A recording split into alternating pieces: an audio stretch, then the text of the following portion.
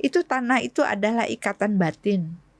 Mereka harus pelihara, mereka harus manfaatkan sehingga tanah itu dapat mempunyai nilai ekonomi yang nantinya dapat mensejahterakan masyarakat itu sendiri. Untuk itu, edukasi ke masyarakat, pentingnya mereka menjaga tanahnya, pentingnya mereka mengolah tanahnya, pentingnya negara hadir dalam rangka untuk memberikan pendampingan agar masyarakat penerima redistribusi tanah itu menjadi lebih sejahtera.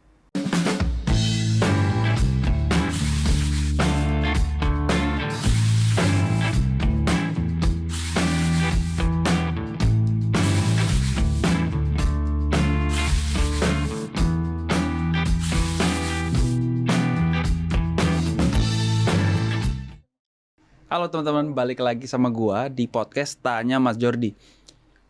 Kali ini kita kedatangan tamu cantik Ibu Yulia Jaya Nirmawati. Nah, beliau ini pernah berkecimpung di ATR BPN cukup lama ya. Pernah dia menjadi Kabiro Humas dan terakhir dia Dirjen Penataan periode 2024-2025. Langsung aja Bu Yulia, welcome to the podcast. Oke, thank you. Terima kasih. Bu, sebelumnya aku mau ngucapin Bu, kangen banget nih Bu, kita udah lama ketemu. Iya benar, surprise nih bisa diundang ke podcastnya Tanya Mas Jordi ya. Asik. Nah, hari ini Bu, kita topiknya tentang reforma agraria alias bagi-bagi tanah buat rakyat. Nah, pertanyaan simpelnya nih, ya kan, kemarin sempat ada demo, ya kan, buruh tani tuh demo, salah satunya itu tentang reforma agraria. Nih saya pengen tahu Bu, sebenarnya reforma agraria itu jalan nggak sih? Memang pernah kita lihat juga sih, saya dengar juga itu ada buruh tani turun terkait beberapa tuntutan ya. Nah, reforma agraria itu sampai dengan saat ini sebetulnya masih jalan. Oke. Demo itu menandakan bahwa ada hal atau ada komunikasi yang terputus antara pemerintah dengan rakyat. Sehingga rakyat itu berbondong-bondong melakukan demonstrasi. Istilahnya itu demo gitu. Nah, memang kalau bicara reforma itu kita tidak terlepas dengan bicara tentang rakyat, khususnya rakyat kecil. Jadi sampai dengan sejauh ini pemerintah masih melaksanakan reforma. Hanya saja tidak semasif yang diharapkan oleh rakyat itu sendiri. Banyak hal yang menjadi tantangan yang harus dihadapi, karena persoalan reforma itu adalah persoalan yang sangat menyentuh terkait dengan masalah tanah itu sendiri, objeknya, sudah tuh masalah sengketa konflik dan sebagainya. Dan itu adalah harusnya itu dijalankan dengan komitmen yang tinggi dari para stakeholder terkait. Jadi sebetulnya melaksanakan reforma itu tidak hanya ATR BPN, tetapi juga terkait dengan stakeholder terkait. Karena reforma agraria tidak menjadi beban Kementerian ATR BPN saja, tapi negara hadir dalam rangka menata struktur tanah, kepemilikan, penguasaan, dan pemanfaatannya. Situ Mas Dodi. I see. Tapi kan kenyataannya gini, ada grup korporasi yang nguasain tanah garapan rakyat Jadi buruh tani itu rakyat kecil gitu ya, itu jadi buruh tani doang di tanah mereka sendiri. Nah, ini keadilan sosial bagi seluruh rakyat Indonesianya di mana? Ya. Kalau kita bicara ketimpangan di lapangan, memang secara jujur kita akui ada ketimpangan penguasaan. Ketika satu grup korporasi swasta menguasai ratusan ribu hektar tanah, sementara rakyatnya hanya sebagai penggarap, padahal mereka itu adalah menyaksikan sendiri kehidupan secara turun-temurun hanya sebagai buruh. Yeah. Nah, itu jelas bukan gambaran keadilan yang kita inginkan. Seperti itu. Pertanyaan kemudian, apa yang pemerintah lakukan? Betul. Seperti itu. Nah, bagi saya keadilan sila kelima tadi yang seperti Mas Dodi sampaikan, itu hadir ketika negara mulai menata kembali struktur penguasaan, kepemilikan, dan penguasaan tanah. Nah, mengevaluasi HGU yang lebih ketat. Nah, jika penggarap dalam hal ini tidak menggarapnya secara baik atau menelantarkan atau melanggar ketentuan yang telah dibuat, maka ini dapat ditertibkan oleh pemerintah dan itu nanti dapat ditata kembali apabila itu sudah menjadi tanah negara. Setelah itu tanah yang ditelantar itu ditetapkan oleh pemerintah dan itulah yang nanti menjadi salah satu objek reforma agraria untuk kepentingan masyarakat ekonomi lemah. Bu, Ibu kan berarti tahu betul nih sama desainnya reforma agraria ATR BPN. Berarti kan tadi yang sempat aku sebutin juga tuh, reforma agraria bagi-bagi tanah untuk rakyat. Sebenarnya konsepnya reforma agraria itu benar nggak sih kayak gitu? Ya, jadi reforma agraria tidak hanya berhenti di bagi-bagi tanah. Karena desain reforma agraria itu adalah penataan aset dan penataan akses. Nah, penataan aset di sini adalah bagaimana negara hadir dalam rangka mengurangi ketimpangan penguasaan kepemilikan tanah diberikan melalui redistribusi tanah.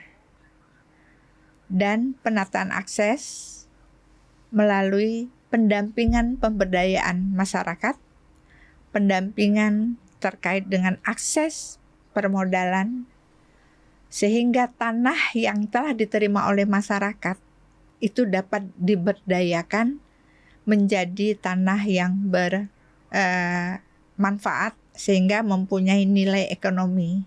Selanjutnya, tanah tersebut dapat meningkatkan penghasilan masyarakat dan akhirnya masyarakat menjadi sejahtera. Oh, jadi tanahnya dibagiin terus diedukasi ini caranya buat memanfaatkannya begini gitu ya kan. Itu reforma agraria sebenarnya, bukan cuman bagi-bagi nih tanah buat kamu, tanah buat kamu gitu. Oke. Jadi idealnya itu memang penataannya itu legalisasi aset, diberikan kepastian hukumnya, diberikan tanahnya, setelah itu diberikan pendampingannya supaya masyarakat itu dapat memanfaatkan tanahnya menjadi mempunyai nilai ekonomis. Tapi ini juga tergantung, Mas Dodi, komitmen pemerintah dalam hal ini. Yaitu harus ada anggarannya. Kalau nggak ada anggarannya, gimana mau melakukan pendampingan? Seperti itu. Nah, untuk itu ATR BPN tidak bekerja sendiri. Tadi sudah saya sampaikan bahwa reforma ini tidak menjadi tugas ATR BPN aja. Tetapi ini negara hadir.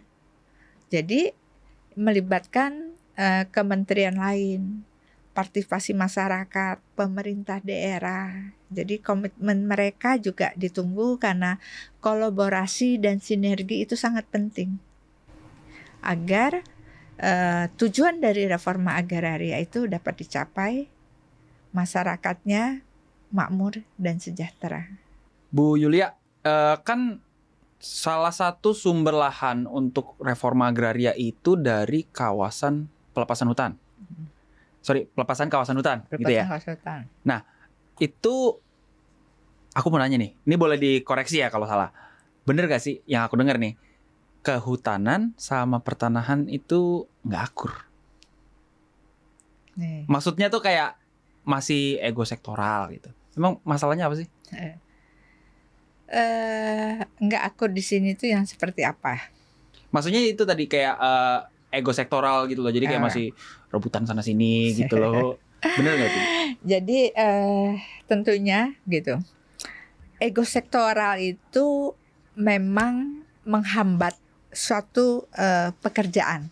Dalam hari ini tadi apakah itu kehutanan sama kementerian. Nah, hutan sama ATR BPN hubungannya memang terhadap tanah-tanah hutan, pelepasan kawasan hutan untuk reforma tentunya.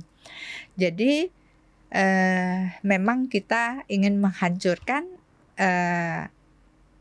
ego-ego sektoral. Karena tentunya dalam hal ini kehutanan punya regulasi sendiri, kementerian punya regulasi sendiri. Nah, regulasi ini tidak beriringan, overlap, dan mempertahankan ego-ego sendiri kan. Nah, untuk itulah ego sektoral itu yang harus kita bumi hanguskan. Ya, perlu reformasi regulasi untuk itu. Duduk bersama dalam menyelesaikan persoalan-persoalan yang menghambat jalannya reforma. Nah, untuk itu sebetulnya kita mendorong one map policy, kebijakan satu peta. Dengan satu peta lebih mudah dalam kita menyelesaikan dalam hal ini reforma itu. Sehingga tadi yang disampaikan bahwa antara Kementerian ATR BPN dan Kehutanan itu dapat berjalan seiringan dan saling mensupport satu sama lain. Di sisi lain, hutan harus mempertahankan luasan hutan. Tapi di sisi lain, di sana sudah ada masyarakat yang hidup turun-temurun, yang bahkan sudah menjadi desa, yang hidup di dalam kawasan hutan. Nah, itu yang harusnya dipertimbangkan untuk dapat dilepaskan. Sehingga masyarakat itu dapat berkembang, mempunyai kepastian hukum, dan tentunya dapat meningkatkan kesejahteraan masyarakat, mengurangi pengangguran, dan itu menghindari konflik yang terjadi. Seperti itu. Sorry Bu, ini tapi saya harus potong karena kan yang namanya pemerintah itu tujuannya untuk melayani rakyat. Ya kan? Tapi kalau misalnya maksudnya kayak tadi yang saya bilang belum akur gitu, masih kayak ego sektoral gitu kan. Ini ujung-ujungnya kan rakyat juga yang jadi korbannya gitu loh. Kenapa sih udah lama nih loh Kementerian Kehutanan sama Pertanahan ini berdiri, kenapa nggak sampai sekarang tuh masih ada ego sektoral itu gitu. Permasalahannya di mana emang? Ya itu tadi saya sampaikan. Jadi perlu regulasi untuk menghancurkan ego sektoral itu.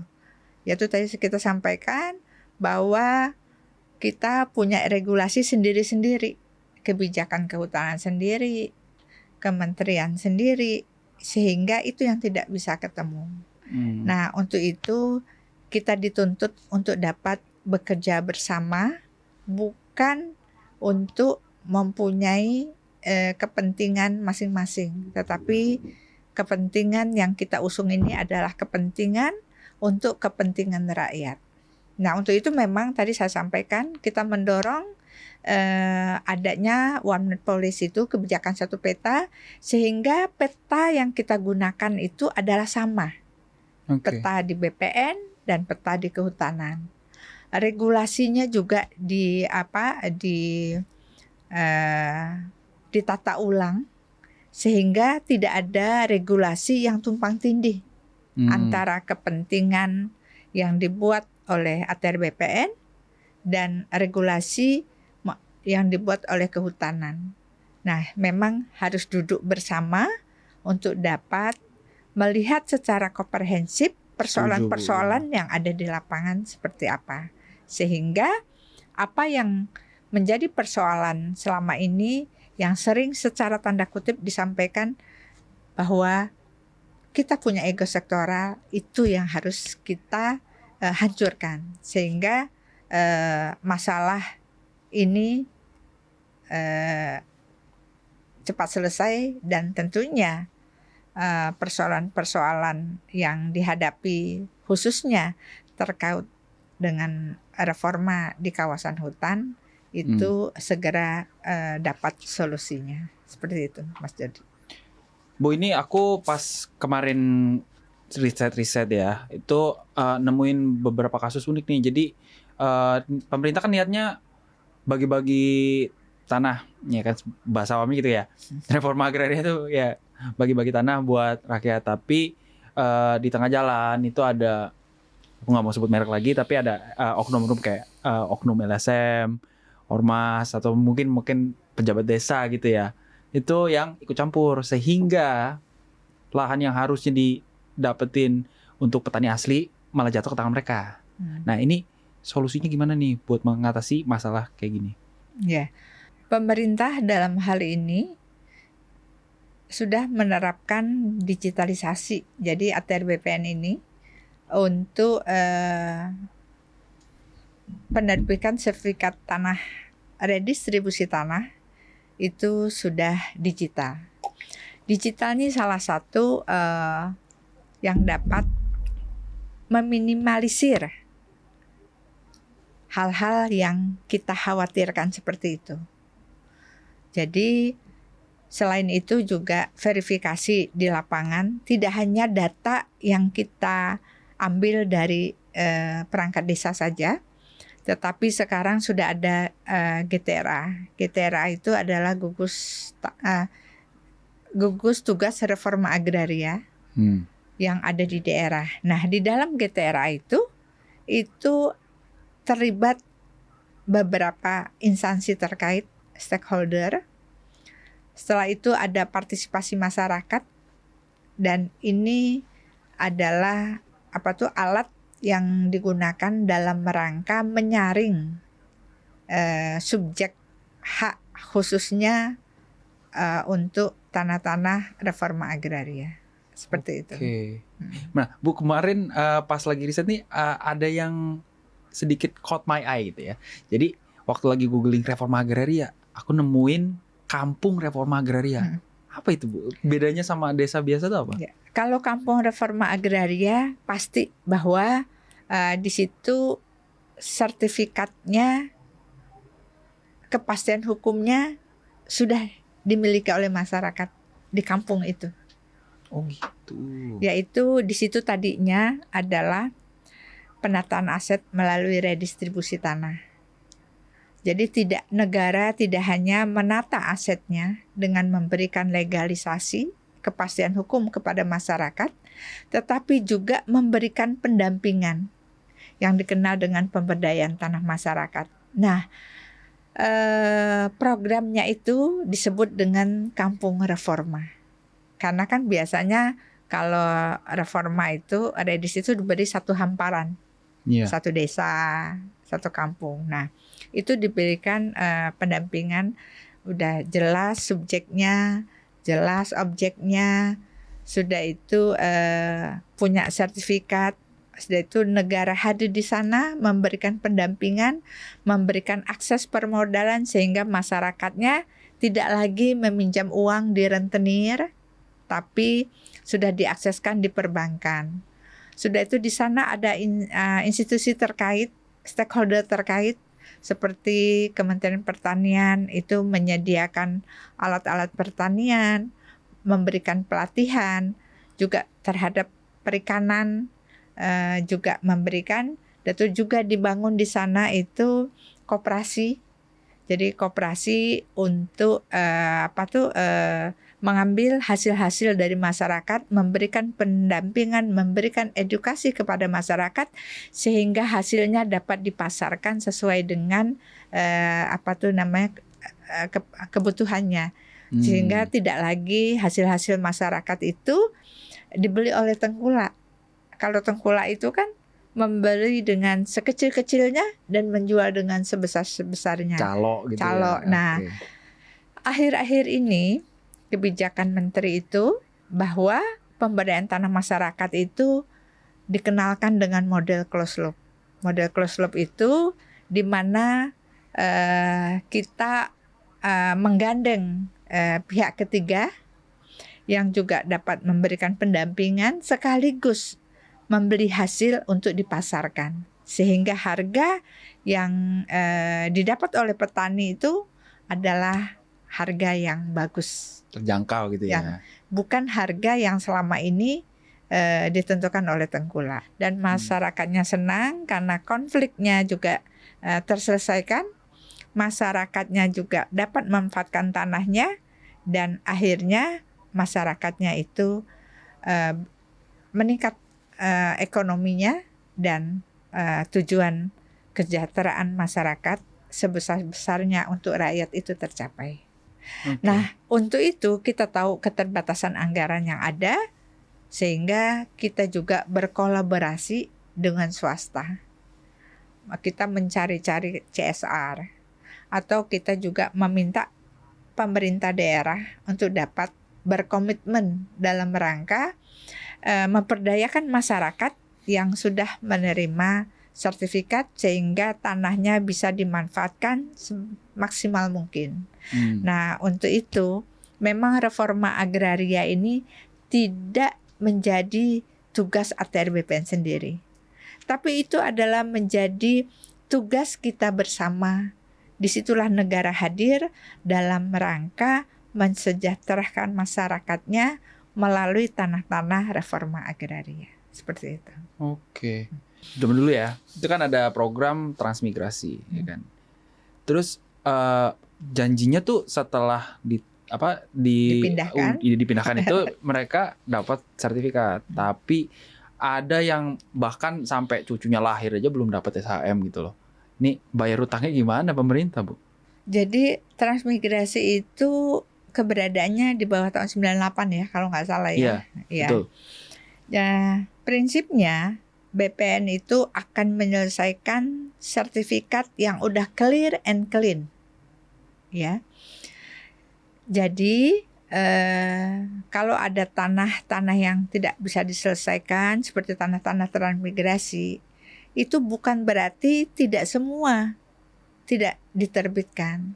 Memang ada beberapa banyak tentunya yang belum, dengan berbagai persoalan. Ya bisa saja transmigrasinya berada di dalam kawasan hutan, dan tentu itu kan harus diselesaikan dulu persoalannya. Tidak dapat disertifikat oleh BPN. Atau di sana ada persoalan lain sehingga BPN tidak dapat menerbitkan. Nah, untuk itu tentunya BPN sama Kementerian Transmigrasi harus dapat duduk bersama, menyamakan data. Data yang disampaikan ke BPN tidak hanya data dalam tabel, tetapi data spasial, sehingga BPN dapat menerbitkan tanahnya secara presisi. Tanah yang benar diterbitkan hak secara pasti, secara kuat, sehingga tidak dapat digugat di kemudian hari. Berarti sama kayak one map polisi tadi dong ya, harusnya. Kalau sama juga kayak kasusnya tadi, kehutanan dan pertanahan. Kalau digabungin, kalau duduk bareng gitu kan, musyawarah. Ini dua persoalan yang berbeda. Oh gitu. Kalau tadi kehutanan itu kan bagaimana kebijakan sehingga reforma itu dapat berjalan. Iya. Tapi kalau dengan transmigrasi ini, bagaimana dapat menyelesaikan persoalan tanah-tanah transmigrasi yang belum bersertifikat, kan seperti itu. Jadi ada dua persoalan.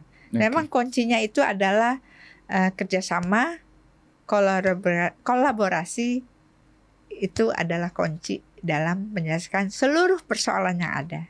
Seperti itu. Oke. Bu, ini saya mau belak-belakan aja nih ya. Reforma agraria ini setelah berjalan, kenyataan di lapangannya begini. Jadi setelah tanahnya tuh dapat gitu ya, rakyat ya. Rata-rata yang kejadiannya tuh mereka malah jual lagi karena butuh duit gitu kan. Sedangkan yang tadi Ibu bilang harusnya kan reforma agraria tuh udah dapat asetnya, terus mereka dapat aksesnya kan gitu ya, dimanfaatin lagi. Tapi kan kenyataannya mereka udah dapat ya dijual lagi supaya dapat duit gitu loh. Nah, pertanyaannya nih, terus kayak gitu gunanya reforma agraria itu apa? Kalau ujung-ujungnya cuma buat dijual lagi. Kita harus memberikan redis itu tepat sasaran. Itu pertama.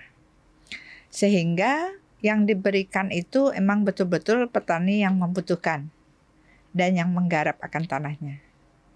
Yang kedua, penataan aset itu kan harus diikuti dengan penataan akses. Agar masyarakat itu bisa berkembang dari aset yang dipunya. Jadi tanahnya itu dimanfaatkan sehingga mempunyai nilai ekonomis. Diberikanlah pemberdayaan masyarakat oleh pemerintah. Sehingga masyarakat itu dapat menjadi lebih sejahtera dengan tanahnya. Nah, memang masih ditemukan di lapangan bahwa masyarakat setelah menerima sertifikatnya itu dialihkan. Nah, memang sampai saat ini kita belum ketemu sih secara langsung. Karena kebanyakan mereka mengalihkan tanahnya itu di bawah tangan. Kalau mereka mengalihkan, itu tentunya akan termonitor di kantor pertanahan.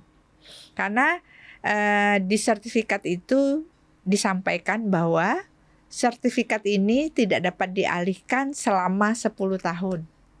Itu sudah ada. Untuk itu diketahui mereka itu di bawah tangan. Nah, itu kan kita susah mendeteksinya.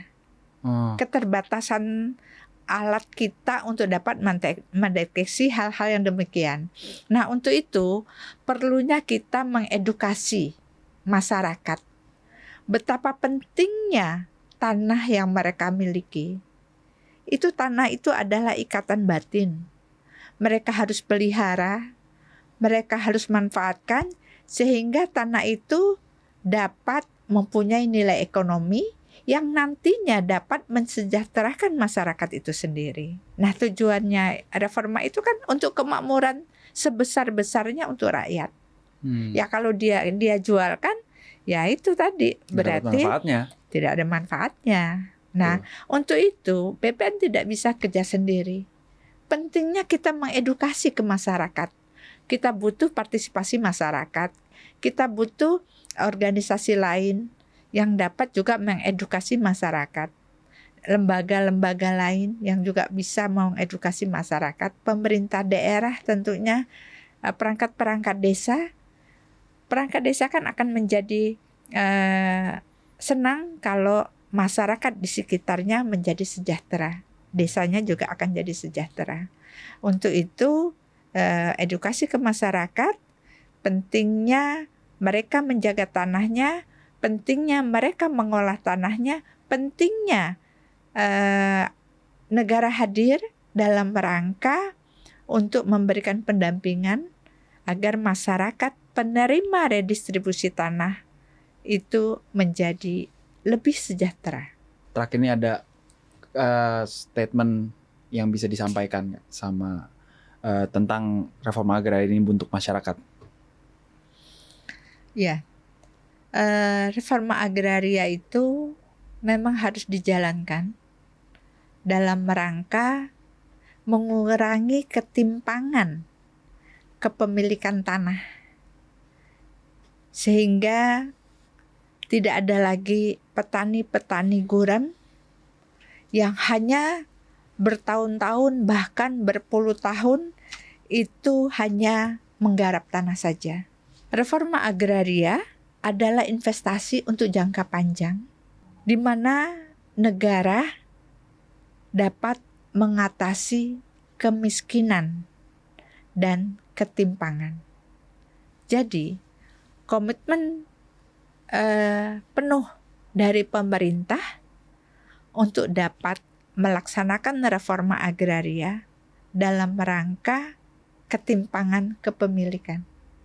Dan tentunya agar masyarakat jauh lebih sejahtera. Seperti itu Mas Rudi. Terima kasih banyak Bu Yulia.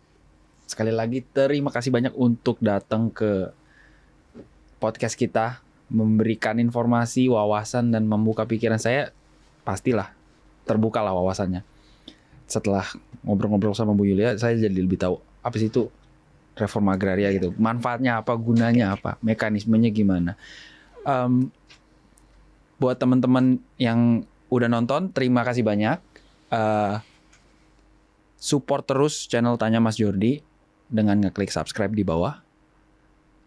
Leave a like juga kalau emang suka, dan komen kalau ada topik yang mau gue bahas. Nanti gue panggilin narasumbernya. Kepo soal tanah? Tanya siapa lagi? Tanya Mas Jordi lah.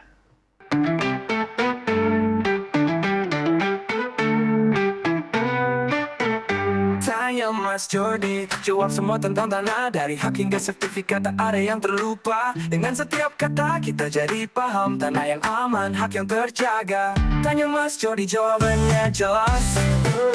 Bersama kita belajar, tak ada yang ragu. Tanah yang terjamin, hak yang pasti. Sama Mas